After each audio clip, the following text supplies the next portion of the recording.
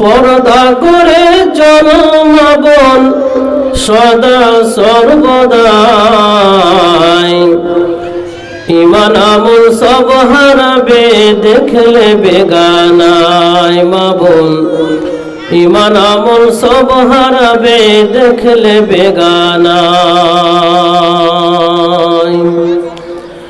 School কলেজে ডাক্তারখানা যাইতে যদি চাও, ঘর হতে বের হওয়ার আগে বুরখা পরে নাও।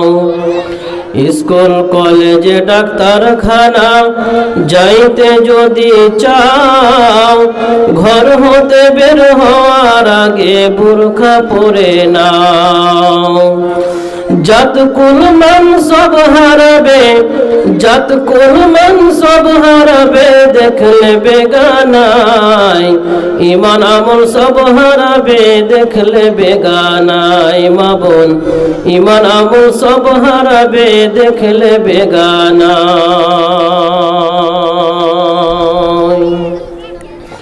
একটু হ্যান্ডবিলটা দেখে দাও আপনার তলে হ্যান্ডবিলটা আসলে।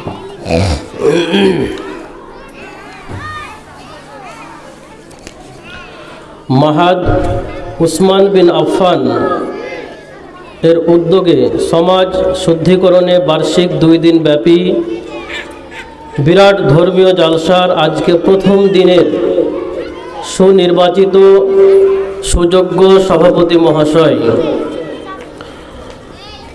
বিজ্ঞাপিত অবিজ্ঞাপিত উলামায়ে কেরাম, অতিথিবিন্দু, আমার সামনের শ্রোতা হিসাবে বসে থাকা মা ও বোনেরা, প্রত্যেক বয়োজ্যেষ্ঠ, সমবয়স্ক ও বয়োকনিষ্ঠদের জানাই যথাক্রমে যথাযোগ্য শ্রদ্ধা, শুভেচ্ছা ও স্নেহশীষ ভালোবাসা। আজকের এই দিনী সভায় আমার আলোচনার বিষয় পৃথিবীতে নারী জাতি বড় ফিতনা নাকি শ্রেষ্ঠ সম্পদ। উল্লেখিত শিরোনামের উপরে কোরআন ও সহিহ হাদিসের আলোকে এক গুরুত্বপূর্ণ বিবরণ পেশ করার আন্তরিক চেষ্টা রাখব ইনশাআল্লাহ।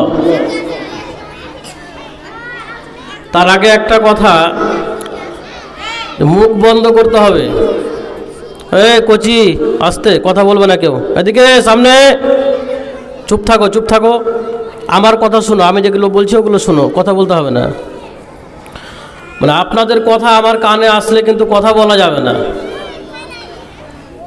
চুপ থাকেন, আলোচনা শোনেন, খুবই গুরুত্বপূর্ণ আলোচনা। পৃথিবীতে নারী জাতি এরা শ্রেষ্ঠ সম্পদ। পৃথিবীর সবচাইতে দামি সম্পদ হচ্ছে মহিলা। পক্ষান্তরে পৃথিবীতে নারী জাতি পৃথিবীর বড় একটা ফিতনা। ইসলাম আসার আগে জাহেলি যুগে নারীদের কোনো অধিকার ছিল না। নারী জাতিকে মানুষ মনে করত না। বিবাহের ক্ষেত্রে তাদের কোনো অধিকার ছিল না, তাদের মোহরের কোনো অধিকার ছিল না। ইসলাম এসে নারীকে, মহিলাদেরকে সব রকমের অধিকার প্রদান করেছে। এরপরেও ইউরোপ আমেরিকার দেশগুলোতে, যেগুলো পাশ্চাত্য দেশ, তাদের সভ্যতায় তারা এখনো মহিলাকে মানুষ মনে করে না। তাদের কাছে নারী জাতির কোনো সম্মান নেই, মানিজ্যত নেই। তারা মনে করে মহিলারা হচ্ছে শয়তানের যন্ত্র। কিন্তু কোরআন এবং হাদিস কি বলে, আমি খুব অল্প সময়ের মধ্যে 2টা দিক নিয়ে আলোচনা করব আপনাদের সামনে। যে নারী কিভাবে ফিতনা, নারী কিভাবে ফিতনা এবং নারী কিভাবে বড় সম্পদ, এটা আমাদের জানতে হবে। কোরআন এবং হাদিসে নারী জাতিকে ফিতনা বলা হয়েছে, এটা কিন্তু সত্য কথা। আবার শ্রেষ্ঠ সম্পদ বলা হয়েছে, এটাও সত্য কথা। রাসূলুল্লাহ সাল্লাল্লাহু আলাইহি ওয়াসাল্লাম বলছেন, মা তারাকতু বাদি ফিতনাতান আদর আলা রিজালি মিনান নিসা।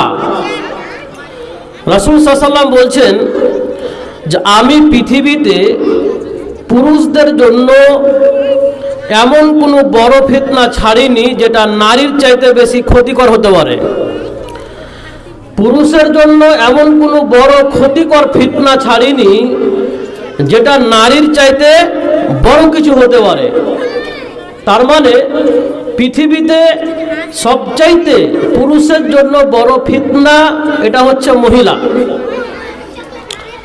এছাড়াও রাসূলুল্লাহ সাল্লাল্লাহু আলাইহি ওয়াসাল্লাম বলছেন, মহিলাদেরকে সম্বোধন করে বলছেন, মহিলা দল তোমরা বুদ্ধিতে কম, তোমরা বিবেক বুদ্ধিতে অর্ধেক এবং তোমরা দিন ধর্মের ক্ষেত্রেও তোমরা অর্ধেক। এরপরেও তোমরা একজন বিচক্ষণ পুরুষকে, বুদ্ধিমান পুরুষকে তোমরা পথভ্রষ্ট করতে পারো, বিপদগামী করতে পারো। তো একজন মহিলা প্রশ্ন করে বসলেন, ইয়া রাসূলুল্লাহ, আমরা কিভাবে বুদ্ধিতে কম হলাম? আমাদের আকেল বুদ্ধি কিভাবে অর্ধেক হলো, আর আমরা দিনের ক্ষেত্রে বা অর্ধেক হলাম কিভাবে? তো রাসূলুল্লাহ সাল্লাল্লাহু আলাইহি ওয়াসাল্লাম বললেন যে একজন পুরুষ সাক্ষীর সমান দুইজন মহিলার সাক্ষী লাগে। তাহলে একজন পুরুষের সাক্ষীর সমান যদি দুইজন মহিলা লাগে তাহলে তোমরা অর্ধেক হলে না। এক, দিনের ক্ষেত্রে অর্ধেক কেন? এটা আল্লাহ রাব্বুল আলামিনের সিস্টেম। তিনি মহিলাদের জন্য প্রত্যেক মাসে মাসে পিরিয়ড দিয়ে থাকেন। তো তোমাদের যে মাসে মাসে ঋতু হয় তার জন্য তোমরা নামাজ পড়তে পারো না, 8 দিন 10 দিন করে নামাজ নষ্ট হয়, রমজান মাসে রোজা নষ্ট হয়। তাহলে এই জন্য তোমরা দিনের ক্ষেত্রেও তোমরা অর্ধেক। তো তোমরা দুইটা ক্ষেত্রে অর্ধেক হওয়ার পরেও তোমরা বিচক্ষণ পুরুষকে তোমরা বিপদগামী করতে পারো, পথভ্রষ্ট করতে পারো। আল্লাহ বলছেন সূরা ইউসুফের মধ্যে, ইন্না কাইদা কুন্না আযীম, নিশ্চয় নারী জাতি তোমাদের চক্রান্ত বড় চক্রান্ত। নারী কেন ফিতনা এটা আগে আমি ক্লিয়ার করে নিই, এটা খুব ভালো করে শুনবেন। এর একটা দৃষ্টান্ত নেন, সূরা ইউসুফের মধ্যে বিস্তারিত এসেছে। আজিজে মিসর বাদশা ইউসুফ আলাইহিস সালামকে যখন বাজার থেকে ক্রয় করে কিনে নিয়ে বাড়িতে গেলেন, বাড়িতে গিয়ে তার স্ত্রীকে বাদশা বলছেন, এই গোলামটিকে রেখে দাও, একে ভালোভাবে যত্ন করে রাখো, এটা আমাদের উপকারে আসতে পারে, অথবা আমরা একে ছেলে হিসাবেও আমরা গ্রহণ করতে পারি, অতএব একে সম্মানের সাথে বাড়িতে রাখো। এবার বাদশার স্ত্রী ইউসুফ আলাইহিস সালামকে বাড়িতে রাখে, যত্ন করে, সম্মানের সহিত রাখে। একটা পর্যায়ে গিয়ে ইউসুফ আলাইহিস সালামের সৌন্দর্যে, ইউসুফ আলাইহিস সালামের চেহারা, তার দৈহিক পরিকাঠামো, তার গুণ, তার সৌন্দর্যে তার স্ত্রী মুগ্ধ হয়ে ইউসুফ আলাইহিস সালামের জন্য পাগল হয়ে যায়। তাকে প্রেমের প্রস্তাব পাঠায়, তার সাথে অবৈধ কর্ম করার জন্য ইউসুফকে আহ্বান জানায়।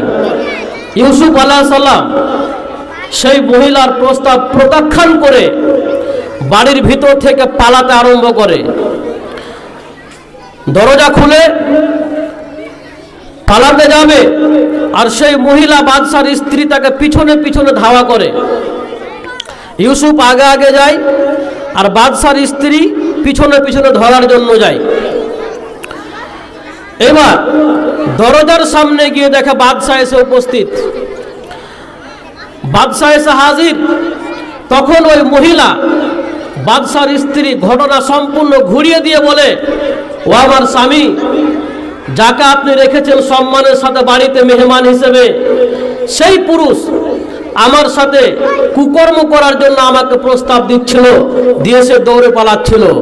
ইউসুফ বলে, ঘটনা মিথ্যা, আমি তাকে খারাপ কাজের প্রস্তাব দিই নাই, বরং সেই আমার সঙ্গে খারাপ কাজ করার জন্য আমাকে ধাওয়া করছিল।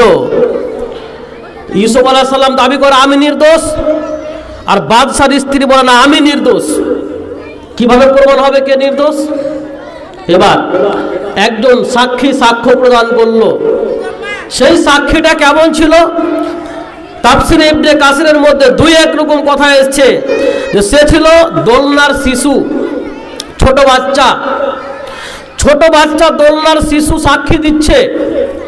আর একটা রওয়ায়েত এসছে হাদিসে যে সে ছিল বয়স্ক মানুষ, যার মুখে দাড়ি ছিল, সে ছিল ওই বাড়ির কাজের লোক।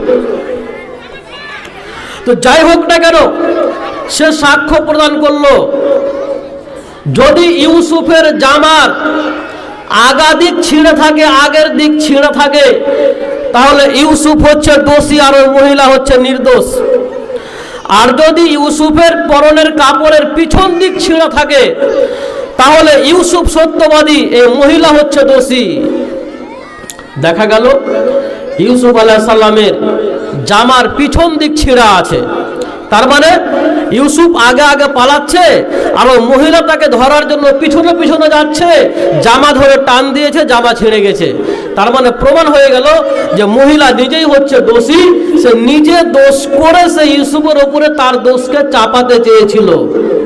তখন ওই বাদশা বলল, আল্লাহ রাব্বুল আলামিন এই কথাকে নকল করে বলেন, ইন্না কাইদা কুন্না আদিম, নারী তোমাদের ছলনা, তোমাদের চক্রান্ত মহা চক্রান্ত, তোমরা 9কে 6 করতে পারো, তোমরা 6কে 9 করতে পারো। তো এই ধরনের নারী হচ্ছে ফিতনা। রাসূলুল্লাহ সাল্লাল্লাহু আলাইহি ওয়াসাল্লাম বলছেন, সিনফান মিন আহলিন নার লাম আরাহুমা, দুই শ্রেণীর মানুষকে আমি দেখিনি যারা জাহান্নামে প্রবেশ করবে। এরা কারা? এক শ্রেণীর মানুষ যাদের হাতে থাকবে লাঠি, তারা লাঠি দিয়ে মানুষকে প্রহার করবে, হাতে লাঠি থাকবে, তাদের ওই লাঠি দ্বারা তারা মানুষকে প্রহার করে বেড়াবে। 2 নেসাউন কাশিয়াতুন আরিয়াতুন মুমিলাতুন মাইলা, নারী, এমন নারী যেই নারী পোশাক পরিধান করে উলঙ্গ, তার মানে এমন পোশাক পরে যাতে তার পর্দা হয় না, পোশাক পরে কিন্তু তারপরেও তার দেহের অঙ্গ প্রত্যঙ্গ বুঝতে পারা যায়। এই মহিলা, এরা মাথার চুলে উঁচু করে উটের মতো করে খোপা বাঁধে, এরা পুরুষদেরকে আকর্ষণ করে নিজের প্রতি এবং নিজেও তার উপরে আকৃষ্ট হয়, তারা ফিতনার মধ্যে জড়ায়। তো যদি আপনি পর্দার মধ্যে না থাকেন, যদি আপনার চক্রান্ত হয় পুরুষদেরকে ফিতনার মধ্যে ফেলা, যদি আপনার চক্রান্ত হয় পুরুষকে পাপের মধ্যে ফেলা, তাহলে অবশ্যই কিন্তু আপনি পৃথিবীর বড় একটা ফিতনা।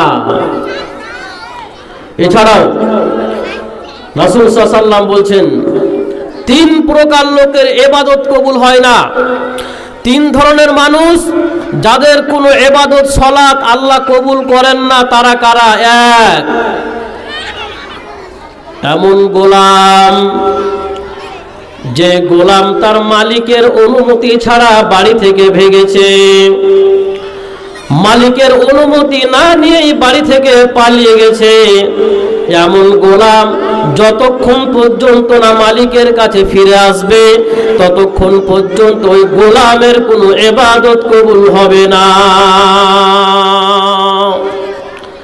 এমন ইমাম, যেই ইমামের উপরে তার মুসল্লিরা, তার মুক্তাদিরা অসন্তুষ্ট থাকে, অর্থাৎ ইমামকে মুক্তাদিরা পছন্দ করে না, ব্যক্তিগত কারণে হলে নয়, অবশ্যই শরিয়াতি কারণে ইমামকে তার মুক্তাদিরা পছন্দ করে না।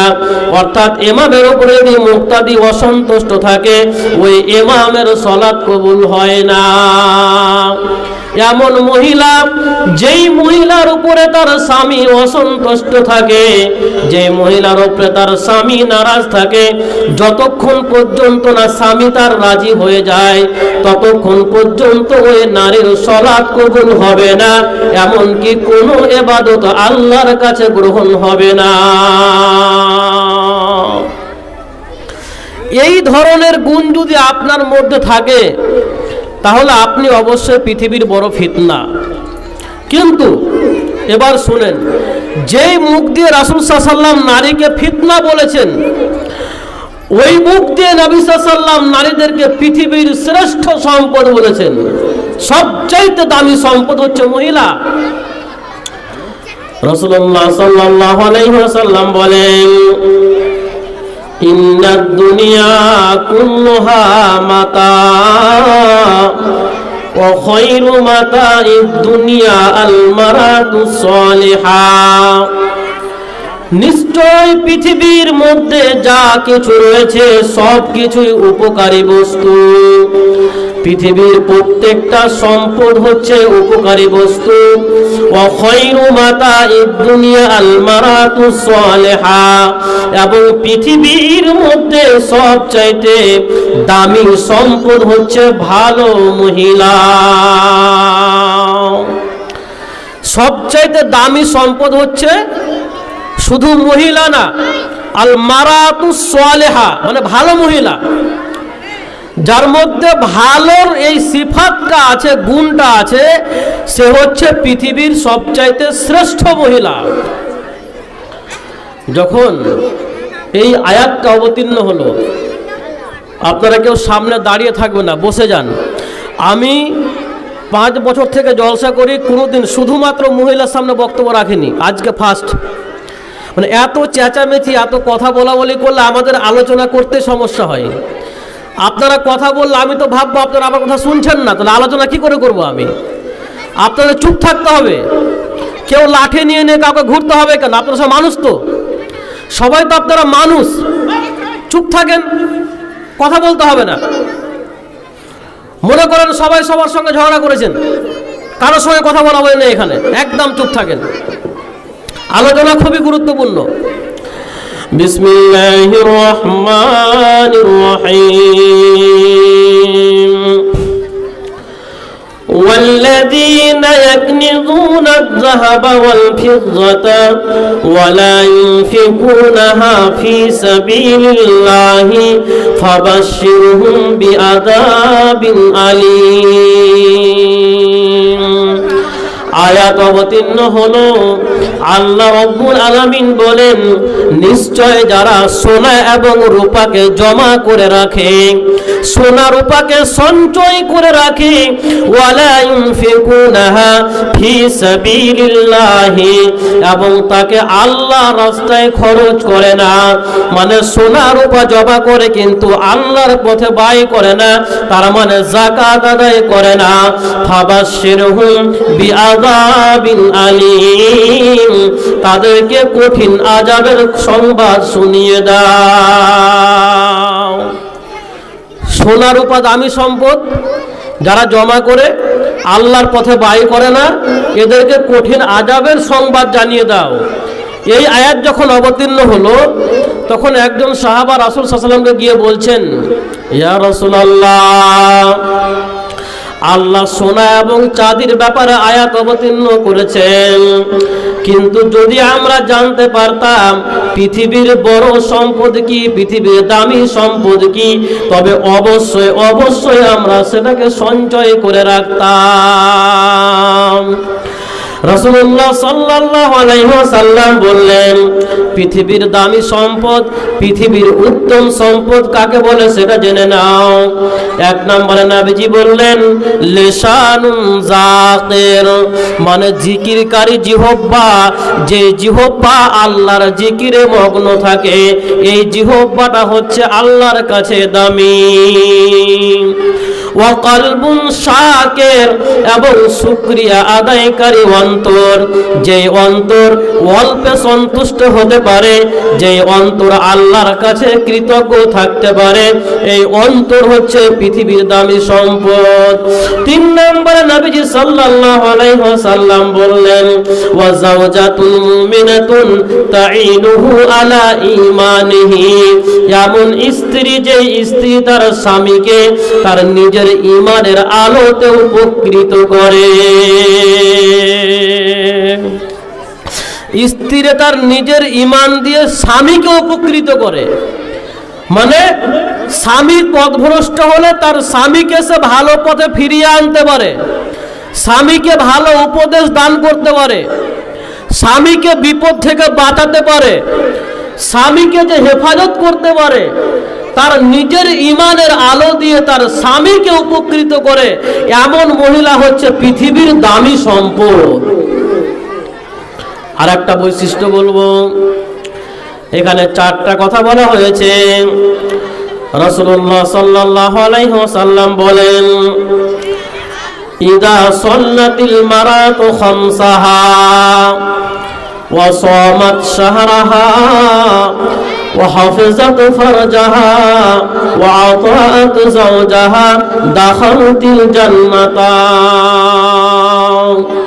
যেই নারী পাঁচগানা নামাজ পড়িবে, যেই নারী পাঁচগানা নামাজ পড়িবে, রমজানের ফরজ রোজা নাহি ছাড়িবে, স্বামীর কথা মতো সারা জীবন কাটাবে, স্বামী ছাড়া ইজ্জত কবু কাউকে না দেখাবে, তার বিষয়ে নবীর কথা আছে হাদিসেতে, সেই নারী প্রবেশ করবে সুখময় জান্নাতে।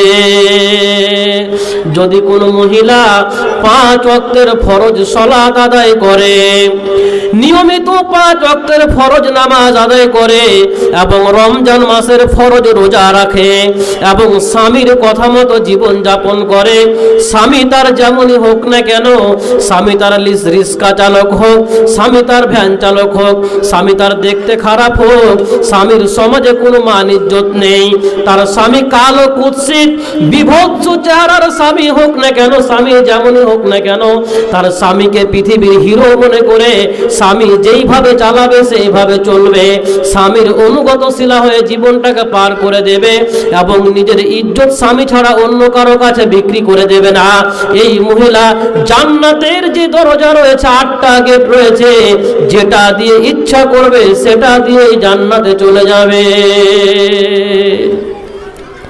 এই স্ত্রী হচ্ছে পৃথিবীর শ্রেষ্ঠ সম্পদ। যে মহিলা, ভালো করে শুনে রাখেন মা বোন, 5 ওয়াক্তের ফরজ সালাত আদায় করতে পারেন, রমজান মাসের সিয়াম পালন করতে পারেন এবং স্বামী যেইভাবে চালাবে সেইভাবে চলবেন, স্বামীর যেটা পছন্দ সেটা আপনার পছন্দ হতে হবে। স্বামী আপনার জন্য যেই কাপড় নিয়ে এসছে পছন্দ করে, ওটা আপনাকে দ্বিধাহীনভাবে পছন্দ করতে হবে। আপনার স্বামী মাথার ঘাম পায়ে ফেলে পরিশ্রম করে আপনার জন্য কাপড় কিনে আনে আর আপনি সেটাকে দেখে চালিয়ে ফেলে দেন, এটা আবার পছন্দ নয়। আপনি স্বামীর অবাধ্য স্ত্রী, আপনি তো আপনার স্বামীর, তাহলে আপনার স্বামীর পছন্দ হলে আপনার কেন পছন্দ হবে না? আপনার ব্যবহারে আপনার স্বামী যদি কষ্ট না পায়, স্বামীর এতাত করে স্বামীর অনুগতশীলা হয়ে জীবন কাটাতে পারেন আর ইজ্জতকে স্বামীর কাছে সীমাবদ্ধ রাখবেন, স্বামী ছাড়া ইজ্জত অন্য কোনো পরপুরুষ না দেখে, আপনার মাধ্যমে কোনো পরপুরুষ যেন আনন্দ না পায়, তাহলে আপনার জন্য রয়েছে জান্নাত। আপনি জান্নাতের যেটা গেট দিয়ে ইচ্ছা করবেন সেটা গেট দিয়ে প্রবেশ করতে পারবেন। এটা হচ্ছে দামি মহিলার বৈশিষ্ট্য। এবার চলেন, পৃথিবীতে কিছু দামি মহিলা যারা পৃথিবীর শ্রেষ্ঠ মহিলা, এইরকম কিছু উদাহরণ আমি আপনাকে দেব। পৃথিবীর শ্রেষ্ঠ মহিলা, দামি মহিলা, রাসূল সাল্লাল্লাহু আলাইহি ওয়াসাল্লাম বলেছেন, ইমরানের কন্যা মারিয়াম পৃথিবীর দামি মহিলা, মহিলাদের মধ্যে শ্রেষ্ঠ মহিলা। মারিয়াম যখন তার মায়ের গর্ভে যখন ছিলেন, তখন মারিয়ামের মা নজর মানলেন আল্লাহর কাছে, আল্লাহ যদি আমার এ সন্তান হয়, আমার এ সন্তান হলে আমি একে বাইতুল মুকাদ্দাস অর্থাৎ মসজিদুল আকসার খাদেম নিয়োজিত রাখবো, আমি মসজিদের সেবা করার জন্য, খিদমত করার জন্য আমার সন্তানকে রেখে দিলাম, আল্লাহর পথে আমি দান করে দিলাম। সন্তান যখন হলো, তখন ছেলে না হয়ে মেয়ে হলো। তো ছেলে হলে পরে মসজিদে রাখতে পারবে, মসজিদ ঝাড়ু দেবে, মসজিদ পরিষ্কার করবে, মসজিদ চিকন রাখবে, হেফাজত রাখবে, কিন্তু সন্তান তো হলো মেয়ে সন্তান।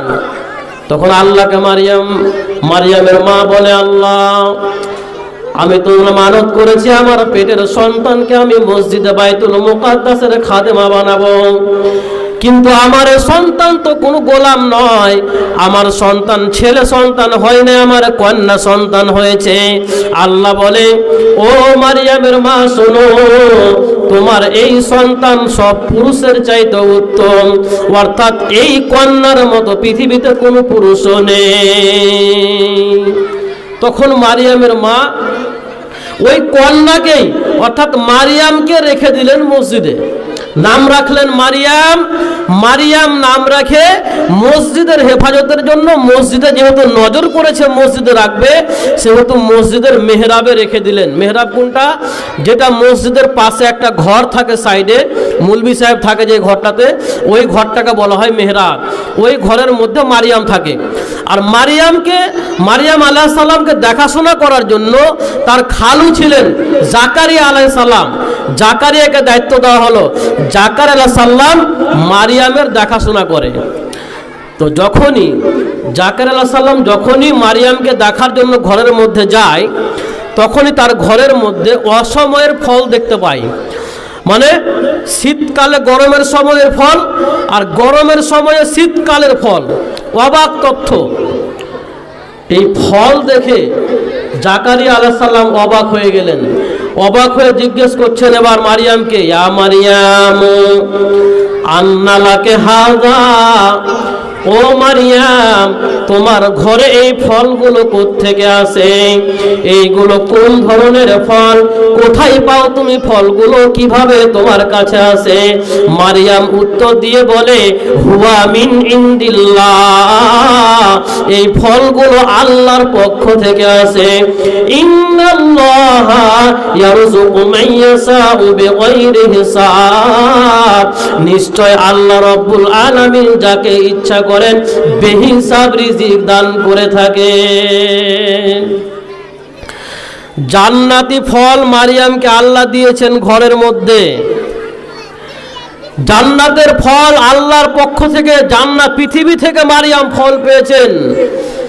মারিয়াম পৃথিবীর শ্রেষ্ঠ মহিলাদের মধ্যে একজন। দুই, খাদিজা বিনতে খুয়াইলিদ, মা খাদিজা রাদিয়াল্লাহু তাআলা আনহা পৃথিবীর শ্রেষ্ঠ মহিলা। উম্মাহাতুল মুমিনিন খাদিজা রাদিয়াল্লাহু তাআলা আনহার বিষয়ে হাদিসে এসেছে ইনি পৃথিবীর শ্রেষ্ঠ মহিলা। নবী সাল্লাল্লাহু আলাইহি ওয়াসাল্লাম বলছেন, এই জগতের মহিলার মধ্যে খাদিজা হচ্ছে সর্বশ্রেষ্ঠ, এবং সেই সময়ের মহিলার মধ্যে মারিয়াম ছিল শ্রেষ্ঠ। খাদিজা রাদিয়াল্লাহু তাআলা আনহা কত দামি মহিলা, কত শ্রেষ্ঠ মহিলা। আল্লাহ রাব্বুল আলামিন খাদিজাকে সালাম পাঠিয়েছেন জিব্রাইলের মাধ্যমে। একদিন নবী করিম সাল্লাল্লাহু আলাইহি ওয়াসাল্লামের নিকটে জিবরিল আমিন আসলেন। এসে নবীজি সাল্লাল্লাহু আলাইহি ওয়াসাল্লামকে বলছেন, হাযিহি খাদিজাতু আতাতকা, হে মুহাম্মদ এই যে খাদিজা আপনার নিকটে আসছে, খাদিজা আপনার নিকটে আসছে, আপনি দেখেন খাদিজার হাতে একটা পাত্র রয়েছে, আর সেই পাত্রে কিছু পানীয় রয়েছে, কিংবা কিছু তরকারি রয়েছে, কিংবা কিছু খাবার রয়েছে। যখন খাদিজা আপনার নিকটে আসবে, ফাকরা আলাইহাস সালামু মির রাব্বিহা, যখন খাদিজা আপনার নিকটে আসবে আপনি তার রবের পক্ষ থেকে তাকে সালাম বলে দেবেন।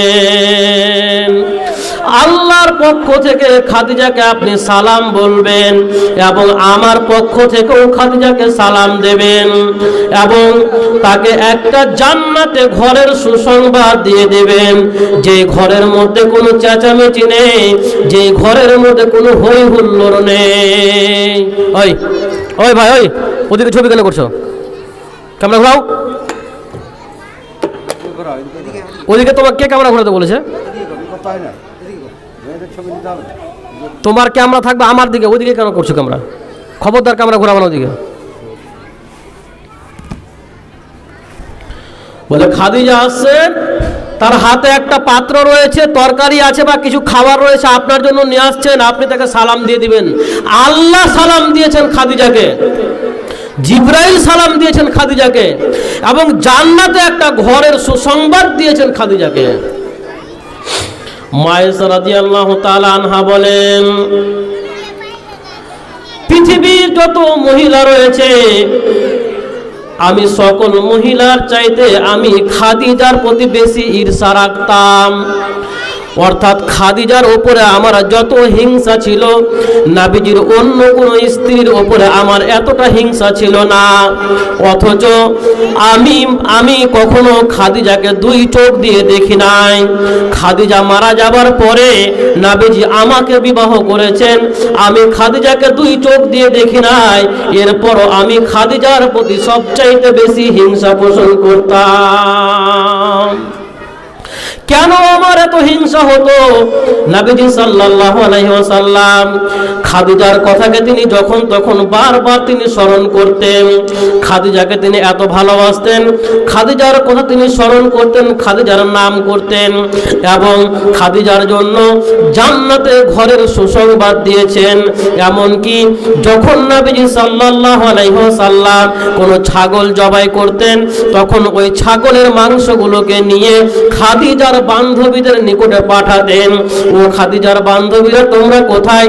খাদিজার বান্ধবীদেরকে খুঁজে খুঁজে খুঁজে ছাগলের মাংসগুলোকে পাঠিয়ে দিতেন। অর্থাৎ খাদিজা মারা গেছেন কিন্তু তার বান্ধবীরাকে মাংস দিতেন। এটা এতটাই খাদিজাকে তিনি ভালোবাসতেন, এটা আমি আয়েশা সহ্য করতে পারতাম না। নবী সাল্লাল্লাহু আলাইহি ওয়াসাল্লাম খাদিজাকে অত্যন্ত ভালোবাসতেন এবং বলেছেন জান্নাতের সুসংবাদ দিয়েছেন, পৃথিবীর শ্রেষ্ঠ মহিলা। 3 পৃথিবীর শ্রেষ্ঠ মহিলা মুহাম্মদ সাল্লাল্লাহু আলাইহি সাল্লামের কন্যা ফাতেমা রাদিয়াল্লাহু তাআলা আনহা। ফাতেমা রাদিয়াল্লাহু তাআলা আনহা এ বিষয়ে হাদিসে এসেছে, আয়েশা রাদিয়াল্লাহু তাআলা আনহা বলেন, আমি নবী সাল্লামের মতো তার উঠা বসা, চলাফেরা, কথা বলার ক্ষেত্রে এতটা মিল আর কারো মধ্যে দেখি নাই যতটা মিল আমি ফাতেমার মধ্যে দেখেছি। ফাতেমার সাথে নবী সাল্লামের খুব মিল ছিল, কথাবার্তায়, চলাফেরায়, উঠা বসায় খুব মিল ছিল। কেমন মিল ছিল তিনি দৃষ্টান্ত দিয়েছেন। আয়েশা রাদিয়াল্লাহু তাআলা আনহা বলেন, নবীজি সাল্লাল্লাহু আলাইহি ওয়াসাল্লাম যখনই তার বেটি ফাতেমাকে দেখার জন্য যেতেন, যখনই ফাতেমার ঘরে প্রবেশ করতেন, তখন ফাতেমা নবীজির সম্মানার্থে তিনি দাঁড়িয়ে যেতেন। দাঁড়িয়ে গিয়ে নবী সাল্লাল্লাহু আলাইহি ওয়াসাল্লামকে তিনি চুম্বন করতেন। এরপরে নবী সাল্লাল্লাহু আলাইহি ওয়াসাল্লামকে ফাতেমা নিজের বসার জায়গাতে বসতে দিতেন। একইভাবে যখন ফাতেমা তার আব্বা মুহাম্মদ সাল্লাল্লাহু আলাইহি ওয়াসাল্লামের সঙ্গে দেখা করার জন্য যেতেন, তখন নবীজি সাল্লাল্লাহু আলাইহি ওয়াসাল্লাম নিজের জায়গা থেকে উঠে দাঁড়াতেন এবং দাঁড়িয়ে বাবাকে তিনি চুমা দিতেন আর এরপরে নিজের বসার জায়গাতে বাবাকে বসতে দিতেন। এতটাই পিতা পুত্রের মধ্যে মহব্বত, ভালোবাসা ছিল। একদা দেখলাম নবী সাল্লাল্লাহু আলাইহি ওয়াসাল্লাম যখন অসুস্থ হয়ে পড়লেন, তখন ফাতেমা নবী সাল্লাল্লাহু আলাইহি ওয়াসাল্লামের নিকটে আসলেন। নবী সাল্লাল্লাহু আলাইহি ওয়াসাল্লামের নিকটে এসে তিনি মাথাটাকে নত করলেন। মাথাতে নত করে নবী সাল্লাল্লাহু আলাইহি ওয়াসাল্লাম কানে কানে কি যেন বললেন। এটা শোনার পরে ফাতেমা কেঁদে ফেললেন, অঝর নয়নে কাঁদতে লাগলেন।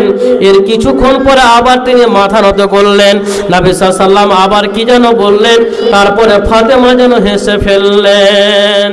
নবী সাল্লাল্লাহু আলাইহি ওয়াসাল্লাম যখন মারা গেলেন, মারা যাওয়ার পরে মা আয়েশা রাদিয়াল্লাহু তাআলা আনহা বলেন, ফাতেমাকে জিজ্ঞেস করা হলো, ও ফাতেমা, তোমার সেই দিনের হাসির কারণটা কি একটু বলো, এবং তোমার কান্নার কারণটা কি সেটাও তুমি বলো। কেন হেসেছিলে আর কেন কেঁদেছিলে বলো? প্রথমবারে কাঁদলে, তারপরের বারে হাসলে কেন?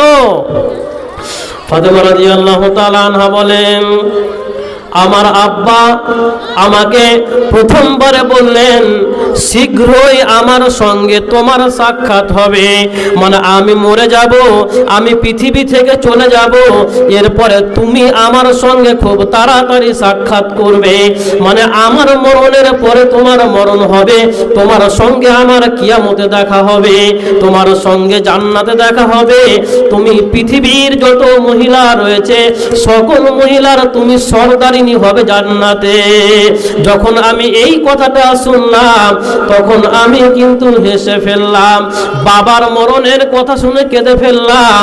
আর যখন শুনলাম আমি পৃথিবীর সকল নারীর সর্দারিনী হব, নবীর সাথে আমার আগে সাক্ষাৎ হবে, তখন আমি হেসে ফেললাম।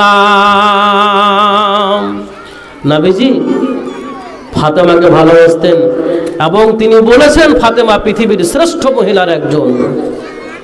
4, ফেরাউনের স্ত্রী আসিয়া পৃথিবীর শ্রেষ্ঠ মহিলার একজন। ফেরাউন নিজেকে আল্লাহ বলে দাবি করেছে। পৃথিবীতে সবচাইতে খারাপ মানুষ হচ্ছে ফেরাউন। এর চাইতে বড় বদমাস মানুষ পৃথিবীতে আসেনি আর আসবে না, নিজেকে আল্লাহ বলে দাবি করেছে। তো নিজে আল্লাহ বলে দাবি করে আর স্ত্রী ওকে আল্লাহ বলে মানে না, লোক কি করে ওকে মানবে? বলে আসিয়া আমাকে তুমি রব বলে মানে নাও না। বলে না, আমি এক আল্লাহকেই রব বলে মানি, তোমাকে আমি রব বলে মানব না। তার সৈন্য সামন্তকে বললো যাও একে নিয়ে যাও, খোলা ময়দানে নিয়ে যাও, উত্তপ্ত বালুতে গরম বালির মধ্যে একে শুইয়ে দাও, এর 4 হাত পায়ে পেরেক মেরে দাও, কাঁটা মেরে দাও, আর একে পাথর তুলে একে মেরে হত্যা করে দাও। লোকজনকে দিয়ে পাঠালো মেরে ফেলার জন্য। আসিয়ার 4 হাত পায়ে পেরেক মেরে দেওয়া হয়েছে, পাথর মেরে তাকে মেরে ফেলা হবে। বলে বলো তুমি তোমার স্বামীকে অর্থাৎ ফেরাউনকে রব বলে মানছো নাকি মানছো না? বলে না, আমি মানছি না, আমার রব একজন, তিনি হচ্ছেন আল্লাহ। স্বামী হলে কি হবে, ও আমার স্বামী, কিন্তু ওকে আমি রব বলে মানি না, আল্লাহ বলে মানি না। পাথর তুলেছে মারার জন্য। আসিয়া আল্লাহর কাছে দোয়া করে বলে রব্বি বিনিলি ইনদাকা বাইতান ফিল জান্নাহ ওয়ানাজ্জিনি মিন ফিরাউনা। হে আমার রব, আপনি আমার জন্য আপনার নিকটে জান্নাতে একটা ঘরের ব্যবস্থা করে দেন, আমাকে ফেরাউন এই জালেম থেকে আপনি মুক্তি দেন এবং এই জালেম কম থেকে আপনি আমাকে বাঁচান, আপনার পাশে আমার জন্য জান্নাতে একটা ঘর বানান। আল্লাহ রব্বুল আলামিন সরাসরি আসিয়া পৃথিবীতে আল্লাহ পর্দা ফেরে আল্লাহ আসিয়াকে জান্নাত দেখিয়ে দিলেন। সরাসরি আসিয়া পৃথিবী থেকে জান্নাত দেখে নিলেন, ডাইরেক্ট আল্লাহ আসিয়াকে জান্নাত দেখিয়ে দিয়েছেন, তার বাসস্থান জান্নাতে। পৃথিবীর শ্রেষ্ঠ মহিলার মধ্যে একজন আসিয়া। আর একজনের নাম বলবো, তিনি কে? মা আয়েশা রাদিয়াল্লাহু তাআলা আনহা, পৃথিবীর শ্রেষ্ঠ মহিলার একজন। নবী সাল্লাল্লাহু আলাইহি ওয়াসাল্লাম আয়েশা রাদিয়াল্লাহু তাআলা আনহাকে সবচাইতে বেশি ভালোবাসতেন।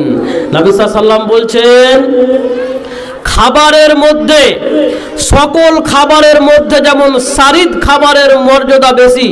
সারিদ বলা হয় মাংসের ঝোলে রুটিকে ভেঙে ভেঙে ডুবিয়ে যে খাবারটা খাওয়া হয়, মাংসর ঝোলে রুটি ভিজানো, এই খাবারটাকে বলা হয় সারিদ।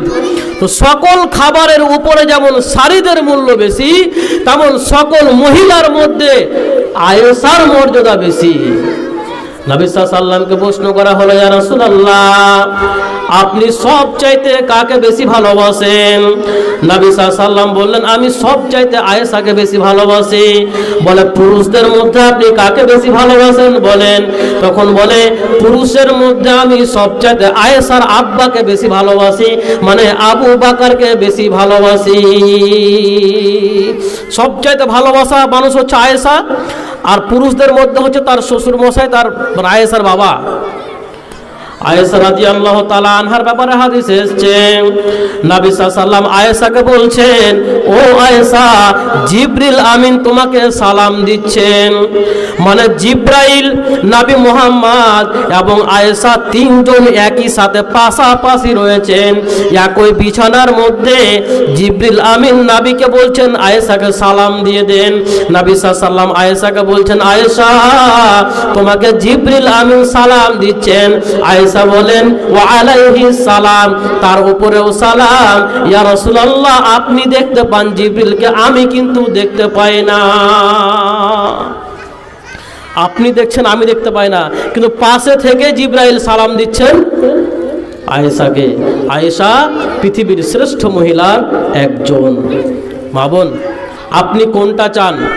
পৃথিবীর শ্রেষ্ঠ সম্পদ হতে চান নাকি ফিতনা হতে চান? অবশ্যই আপনাকে পৃথিবীর শ্রেষ্ঠ সম্পদ হতে হবে, পৃথিবীর দামি সম্পদ হতে হবে। মায়ের পেট থেকে বড় বড় আলেমের জন্ম, মায়ের পেট থেকে নাবিদের জন্ম, মায়ের পেট থেকে ওলিয়া আউলিয়াদের জন্ম, তাহলে মহিলারা পৃথিবীর শ্রেষ্ঠ কেন হবে না?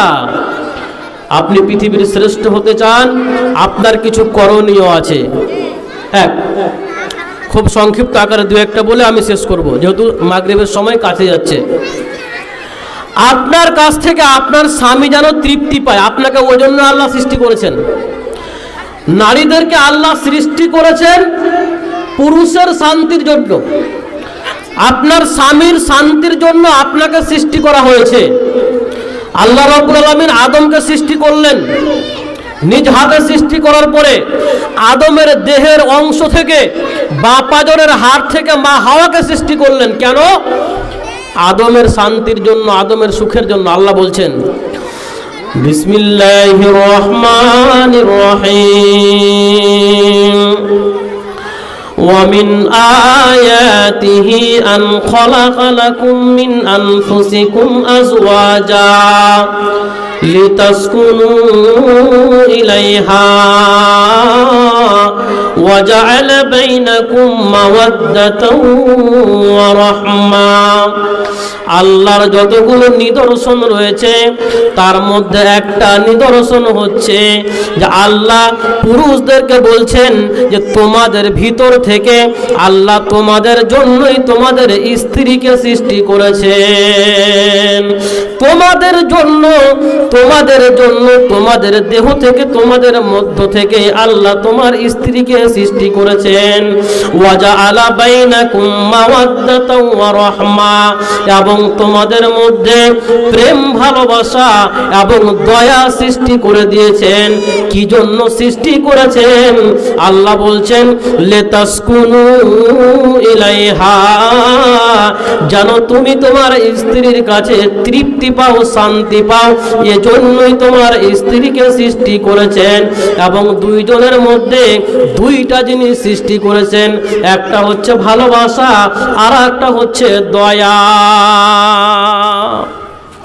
যখন স্বামী স্ত্রী যুবক অবস্থায় থাকে তখন তো প্রেম ভালোবাসা হবে, এটা স্বাভাবিক। কিন্তু একবারও কি মনে প্রশ্ন হয় না, যখন বৃদ্ধা হয়ে যায়, যখন স্বামী বৃদ্ধ হয়ে যায়, বুড়া বুড়ি দুইজনে, তারপরও কেন একজন আরেকজনের সেবা করে? নানি যখন অসুস্থ হয় তখন নানাকে ডাক্তারের বাড়ি নিয়ে যায় না? যায়। সেবা করে না? নানি নানার সেবা করে না? সেবা করে। কেন করে? আল্লাহ একটা দিয়েছেন কি? খাহেস, চাহিদা, ভালোবাসা। আর একটা দিয়েছেন রহমা, দয়া। স্বামী স্ত্রীর মধ্যে একটা আল্লাহর পক্ষ থেকে দয়া থাকে। বিবাহের আগে কেউ চিনে না কাউকে, কোথায় বাড়ি, স্বামীর বাড়ি কোথায়, এর বাড়ি কোথায়, কোনো চেনা জানা নেই। অথচ বিয়ের সময় থেকে আল্লাহ তাদের মধ্যে প্রেম ভালোবাসা দয়া সৃষ্টি করে দেন। তো আপনাকে সৃষ্টি করা হয়েছে আপনার স্বামীর তৃপ্তির জন্য, যেন আপনার মাধ্যমে আপনার স্বামী তৃপ্তি পায়, আপনার স্বামীর কাছে আপনি তৃপ্তি পাবেন। এই জন্যই আল্লাহ নারী পুরুষকে সৃষ্টি করেছেন। আপনার কাজ কি? মা, ভালো করে শুনুন, আপনার মর্যাদা আপনার সন্তানের কাছে অনেক বেশি। রাসূলুল্লাহ সাল্লাল্লাহু আলাইহি ওয়াসাল্লামকে একজন এসে প্রশ্ন করছেন, ইয়া রাসূলুল্লাহ, মান আহাক্কু বিহুসনি সাহাবাতি, আমার নিকটে কে বেশি ভালো ব্যবহার পাওয়ার অধিকার রাখে? অর্থাৎ আমি কার সাথে বেশি ভালো ব্যবহার করব? নবী সাল্লাল্লাহু আলাইহি ওয়াসাল্লাম বললেন, উম্মুকা, তুমি তোমার মায়ের সাথে বেশি ভালো ব্যবহার করবে। বলে কলা সুম্মা মান, তারপরে আবার ওই ব্যক্তি জিজ্ঞেস করলেন, তারপরে কে? বলে উম্মুকা, তোমার মা। বলে তারপরে কে? উম্মুকা, তোমার মা। নবী সাল্লাল্লাহু আলাইহি ওয়াসাল্লাম চতুর্থবারে বললেন, তোমার পিতা। অর্থাৎ তিনবার তিনি মায়ের কথা বললেন, একবার তিনি পিতার কথা বললেন। মায়ের মর্যাদা এত বেশি কেন হলো? এক, মা সন্তানকে 2 বছর 2.5 বছর ধরে দুধ পান করিয়েছে, এখানে বাবার কোনো ভূমিকা নেই, এখানে বাবার বিন্দু মাত্র ভূমিকা নেই। সন্তানকে দুধ পান করানোর ক্ষেত্রে এটা সম্পূর্ণ মায়ের ভূমিকা। পেটে গর্ভে ধারণ করেছে 8 মাস 9 মাস 10 মাস ধরে, গর্ভধারণের কষ্ট একমাত্র মা জানে, এটা কোনো বাপ জানে না। বাচ্চা পেটে ধারণ করতে যে কষ্ট হয় এটা একমাত্র মায়ের ভূমিকা, এটা বাপ জানে না।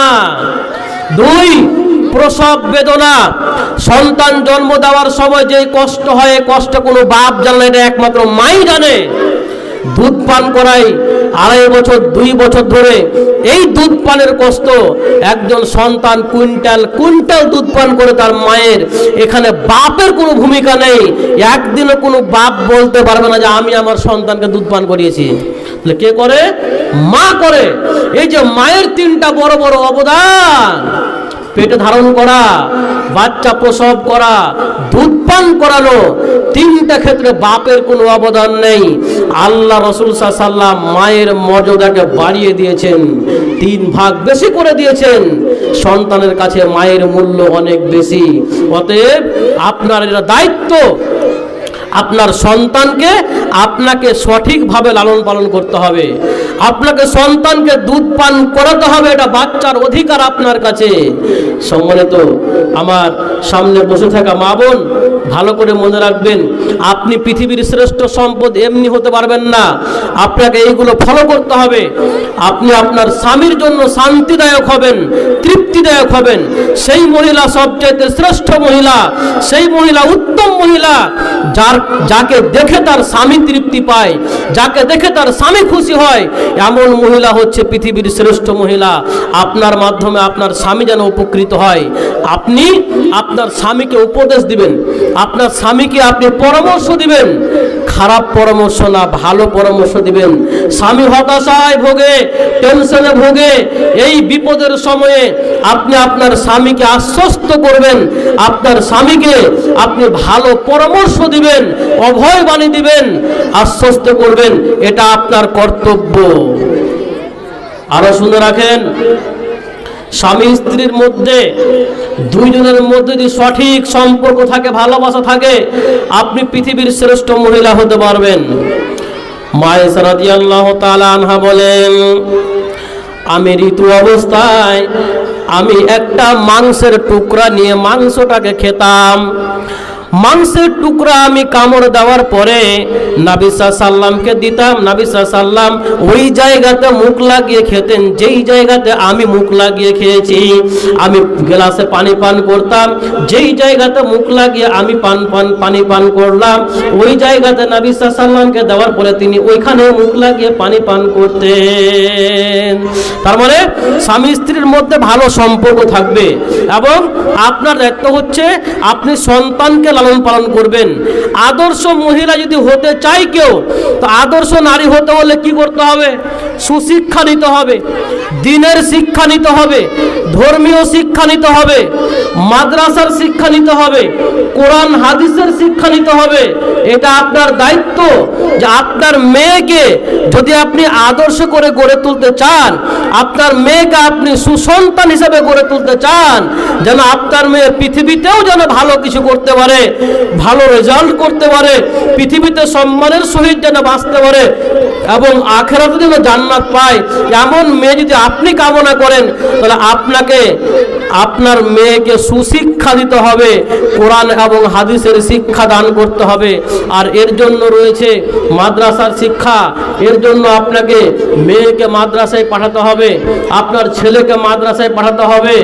এই যে মাদ্রাসা উসমান বিন আফফান, এখানকার শিক্ষা দীক্ষা আমি যতটুকু জানি সম্পূর্ণভাবে জেনারেল শিক্ষা প্রয়োজনীয় সাথে নিয়ে এখানে আরবিকের গ্রুপগুলোকে সম্পূর্ণভাবে শেখানো হয় অতি যত্ন সহকারে।